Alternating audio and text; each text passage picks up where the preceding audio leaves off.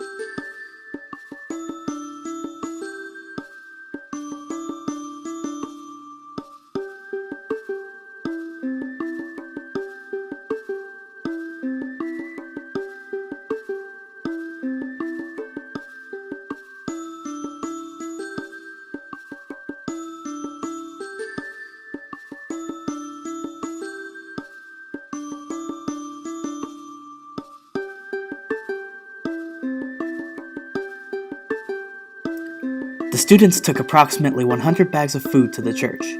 These food items will be donated to the families in the surrounding area who are in need.